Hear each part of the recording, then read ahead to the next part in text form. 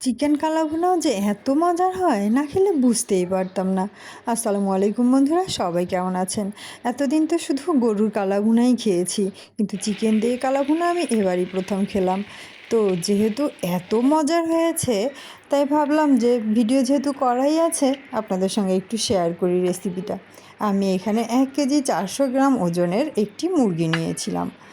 তো এখানে নিয়েছি আমি জিরা গুঁড়া, ধনিয়া গুঁড়া, হলুদ গুঁড়া, মরিচ গুঁড়া এবং সামান্য পরিমাণে গরম মশলা গুঁড়া। সব মশলাগুলো দিয়ে চিকেন ম্যারিনেট করে নেব। এখানে আমি কালা ভুনার মশলাও 1 চামচ দিয়ে দিচ্ছি, আর দিয়ে দিচ্ছি 2 চামচ করে আদা রসুন পেস্ট। আমি কিন্তু এখানে এখন লবণ ইউজ করব না।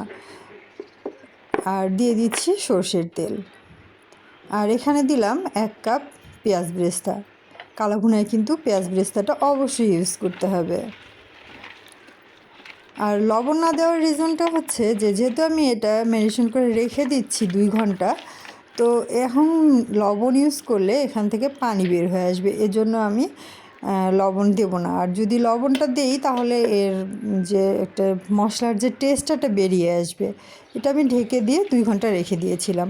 এরপর প্যানের মধ্যে সর্ষের তেল দিয়ে দিলাম পরিমাণ মতো, একটু বেশিই দিয়েছি, কারণ কালাভুনাটাতে একটু বেশিই দিতে হয়। আর এখানে দিয়ে দিলাম শুকনা মরিচ, একটু মিষ্টি জিরা, 2টা তেজপাতা, 2টা দারচিনি।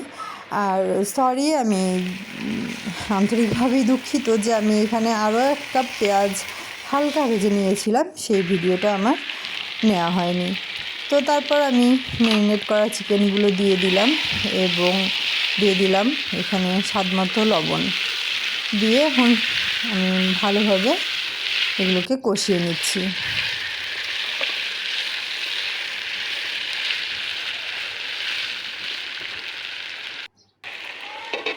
খুব ভালোভাবে কষিয়ে নিয়ে আমি ঢাকনা দিয়ে দিলাম। আর এই পর্যায়ে ঢাকনাটা আমি মিডিয়াম রেখে দেব। আমি কিন্তু এখানে কোনো পানি ইউজ করব না। তো এই যে এখন ঢাকনা খুলে আবারও নেড়ে দিচ্ছি।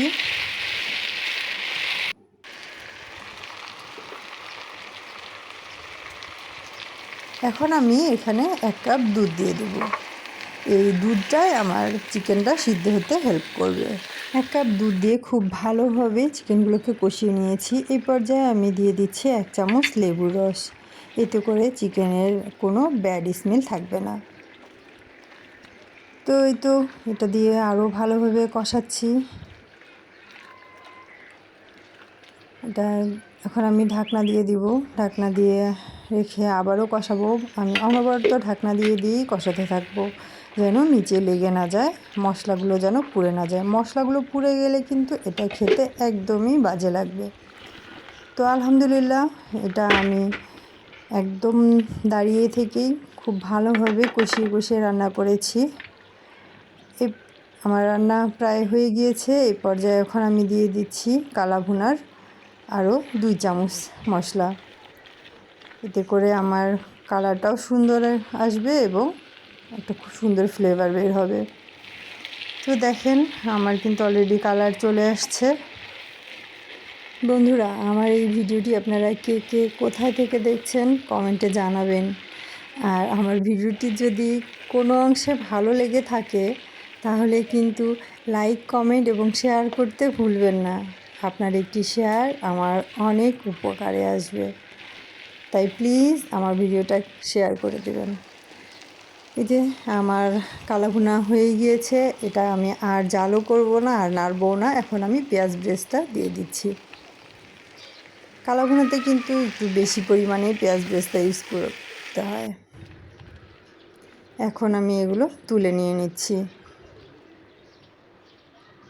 আলহামদুলিল্লাহ, আলহামদুলিল্লাহ, কী যে একটা ফ্লেভার বের হচ্ছে, সত্যি এটা ভিডিওর মাধ্যমে বোঝানো সম্ভব না। এজন্য আমি আন্তরিকভাবে দুঃখিত যে আপনাদের ওভাবে বোঝাতে পারছি না। তাই আপনাদের সবাইকে অনুরোধ করছি, আপনারা নিজেরাও এই চিকেন দিয়ে কালাভুনাটা বানিয়ে খেয়ে দেখবেন।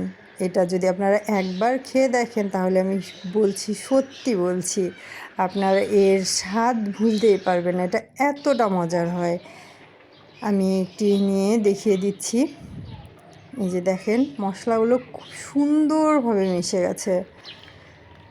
আমি এক কামড় দিলাম, মাশাআল্লাহ মাশাআল্লাহ, এক কামড়েই অনেক মজা। তো আমি খেতে খেতে বিদায় নিচ্ছি। সবাই ভালো থাকবেন, আল্লাহ হাফেজ।